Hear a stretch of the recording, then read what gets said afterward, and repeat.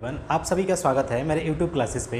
आज हम लोग एसएससी सीजीएल मेंस और एसएससी सीजीएल प्री के लिए जो बेस्ट 5 मैथ क्वेश्चन सीरीज़ था उसका 4th क्लास होगा, यानी 4th सीरीज होगी। इसमें हम 5 बेस्ट क्वेश्चन पढ़ेंगे और समझेंगे उनके कंसेप्ट। चलिए तो आज हम अपने इस क्लास को स्टार्ट करते हैं।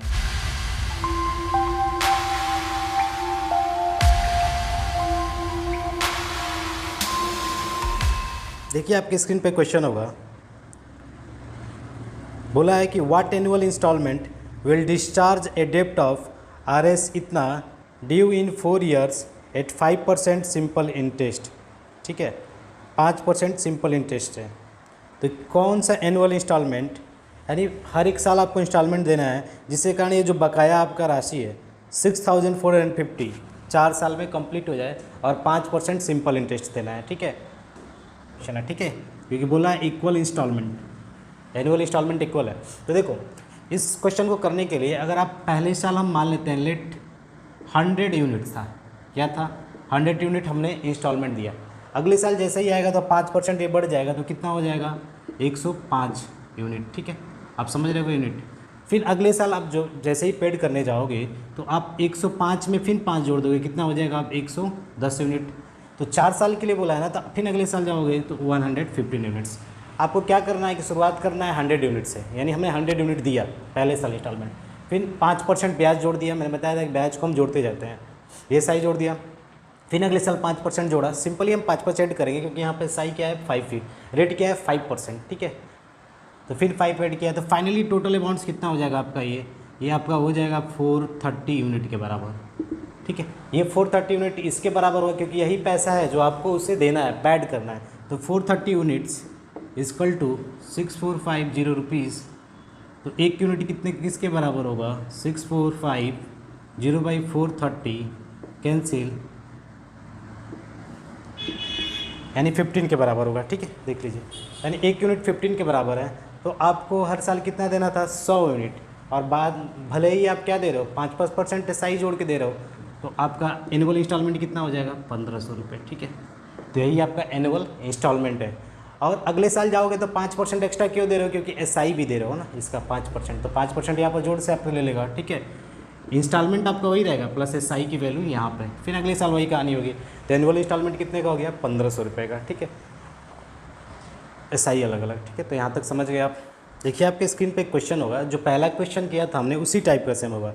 लिखा है 1250 रुपीज़ यानी 1250 रुपये एनुअल इंस्टॉलमेंट में दिया जाता है, और ये इंस्टॉलमेंट इक्वल नहीं है, अनइक्वल है। यहाँ पर बोला है कि पहला इंस्टॉलमेंट 1/3 है सेकंड का, यानी सेकंड का 1/3 है, और हाफ है थर्ड इंस्टॉलमेंट का।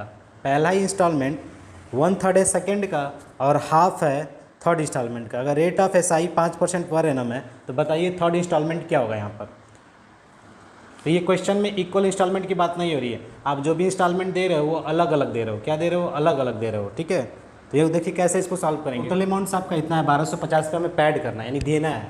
रेट क्या है 5% पर एनम, यानी हर एक साल 5%। ठीक है, और फर्स्ट इंस्टॉलमेंट क्या है 1/3 ऑफ सेकेंड, यानी सेकेंड का 1/3 है, और ये किसके बराबर है हाफ ऑफ सेकेंड, यानी फर्स्ट ही क्या रिलेशन है दोनों के साथ। ठीक है, हाफ ऑफ थर्ड होगा यहाँ पर। ठीक है, तो देखिए हम क्या बोल सकते हैं कि ये मान लेते हैं फर्स्ट वाला 100 यूनिट के बराबर है, तो 100 यूनिट, तो फर्स्ट इंस्टॉलमेंट किसके बराबर हो जाएगा 100 यूनिट्स। इसी तरह सेकेंड वाला इंस्टॉलमेंट किसके बराबर हो जाएगा 300 यूनिट। ठीक है, थर्ड वाला इंस्टॉलमेंट किसके बराबर हो जाएगा 200 यूनिट। हो गया, यहाँ तक बातें क्लियर। ठीक है, अब देखो अब हमें करना क्या है कि आप जैसे ही पैड करोगे तो ये 100 यूनिट्स तो पहले साल आपने दे दिया, लेकिन ये 100 यूनिट्स पर भी इंटरेस्ट लगेगा। कितने साल के लिए 2 साल के लिए, एक साल ये एक साल ये, 2 साल तक तो आप भाई पैड करोगे तो 2 साल का इस पर एसआई निकालेंगे, क्योंकि यहाँ पर देखिए अनइक्वल इंस्टॉलमेंट, इंस्टॉलमेंट इक्वल नहीं है।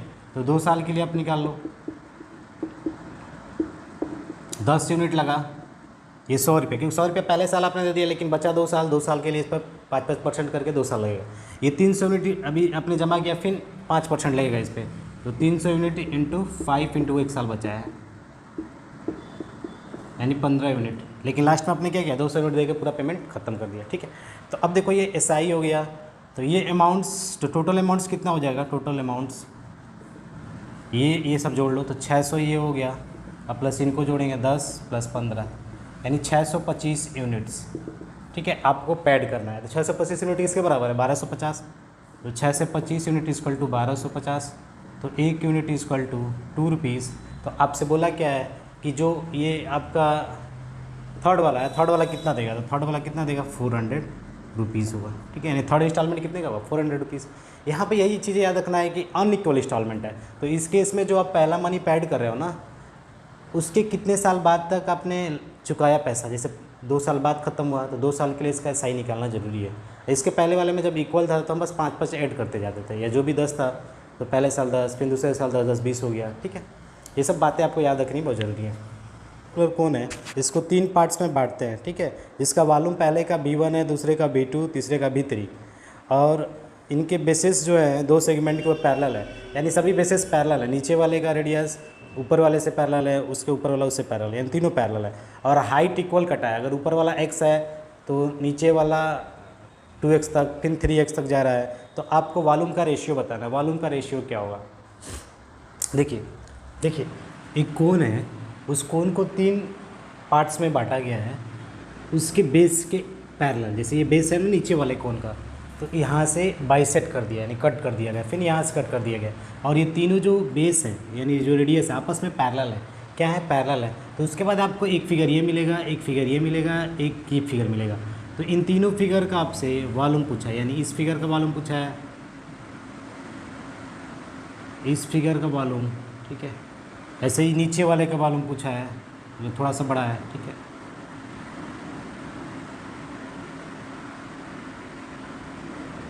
इन तीनों फिगर का वॉल्यूम पूछा है आपसे क्या होगा। ठीक है, वॉल्यूम का रेशियो क्या होगा, यानी V1 ये है तो V2 ये है और V3 ये है। ठीक है, अब एक चीज़ देखो, यहाँ पे एक ट्रायंगल का फॉर्मेशन हो रहा है, देख सकते हैं, ये इसके पैरेलल है, ये इसके पैरेलल है। यहाँ पे क्या बनेगा? 90 बन। देखो अब इसे स्प्लिट करके समझते हैं, कैसे समझेंगे।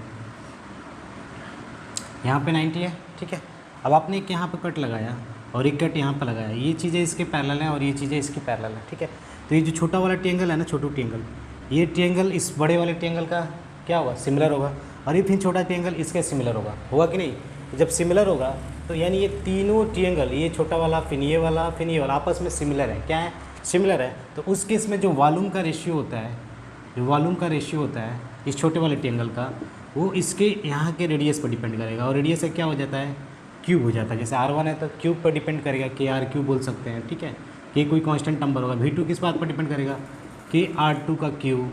V3 किस बात पर डिपेंड करेगा? KR3 का क्यूब। सिर्फ रेडियस पे ही नहीं, ये हाइट पे भी हो सकते हैं। अगर हाइट मान लो ये H1 है, ये 2H है, तो यहाँ पर हाइट का भी रिलेशन आप दे सकते थे। H1 का क्यूब हो जाएगा KH2 का होल क्यूब हो जाएगा। ठीक है, KH3 का होल क्यूब हो जाएगा। ठीक है, इस बात पर डिपेंड करता है। तो हमें रेशियो निकालना है ना भाई, तो रेशियो कैसे निकालेंगे? देखिए पहले तो हम इसका निकाल सकते हैं, क्या हो जाएगा? R यहाँ पर हम मान लेते हैं कि R1 है, 1 यूनिट मान लेते हैं। ठीक है, रेडियस 1 यूनिट है। अब 1 क्यों मानना है? देखो क्योंकि ये 3 इक्वल पार्ट्स में बंटता है, ये x, ये x, तो ये x और ये x, 2x हो गया।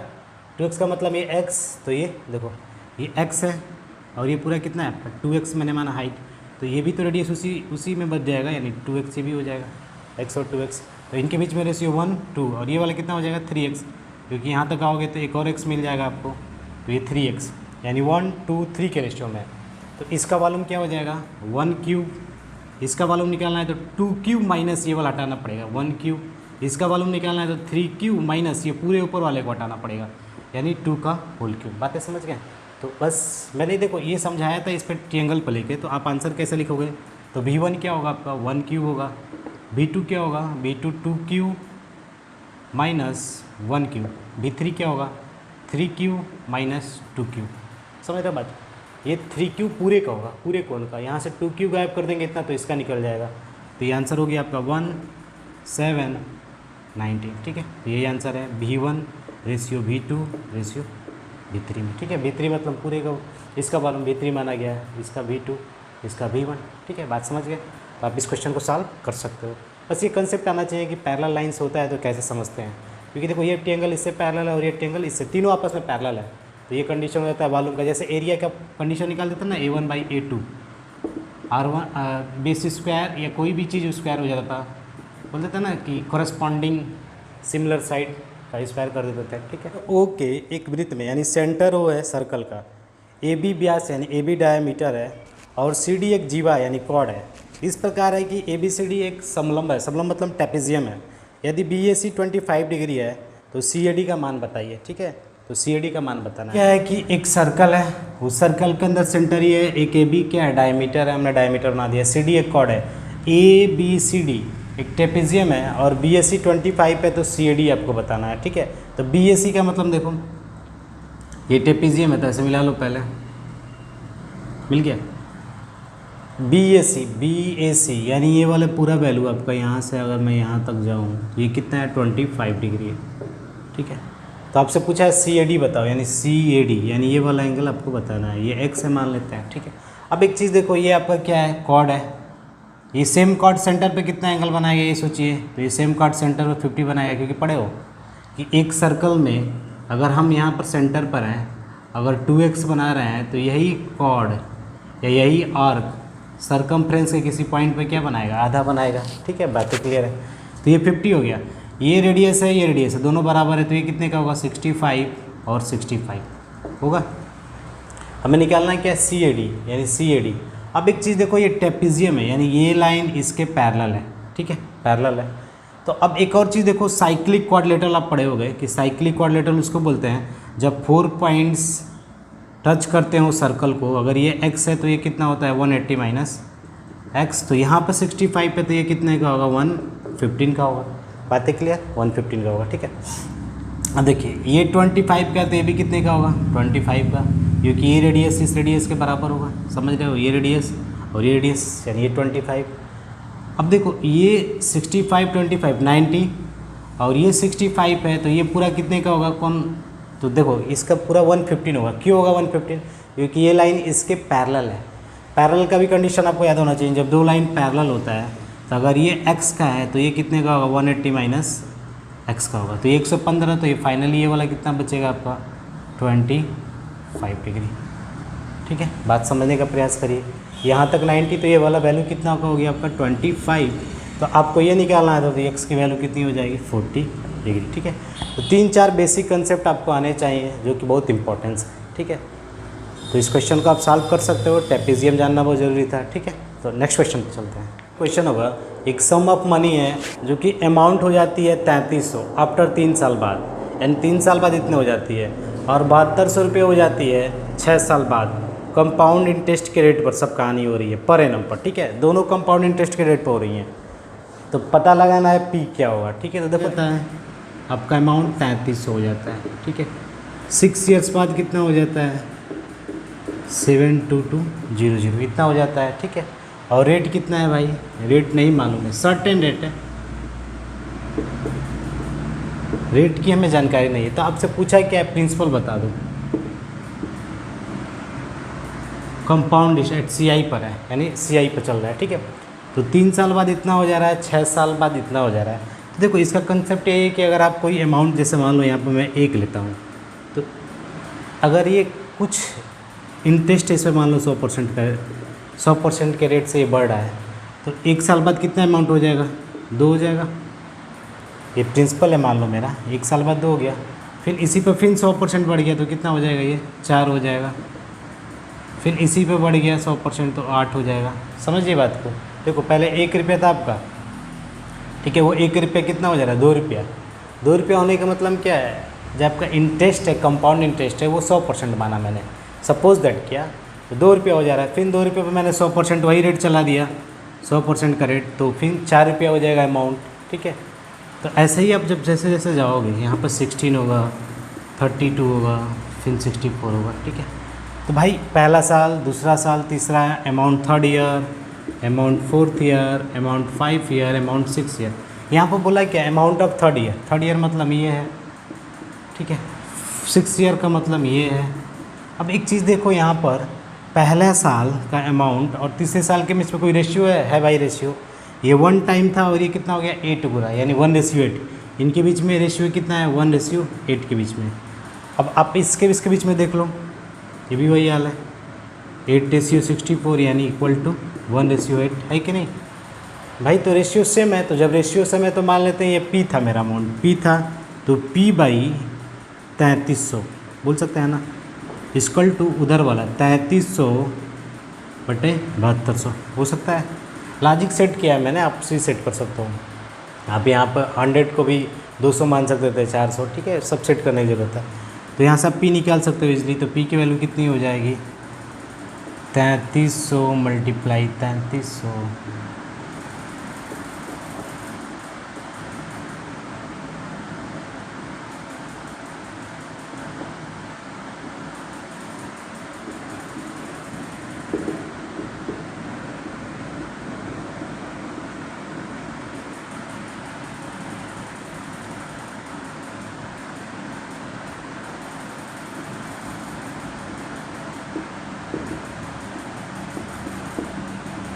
यानी इतना रुपये आपका प्रिंसिपल आ गया। ठीक है, तो बहुत बेसिक कंसेप्ट था, आप इसका यूज कर सकते हो इजली किसी क्वेश्चन को सॉल्व करने के लिए। ठीक है, तो आज के लिए बस इतना ही, मिलते हैं अगले क्लास में, तब तक के लिए धन्यवाद।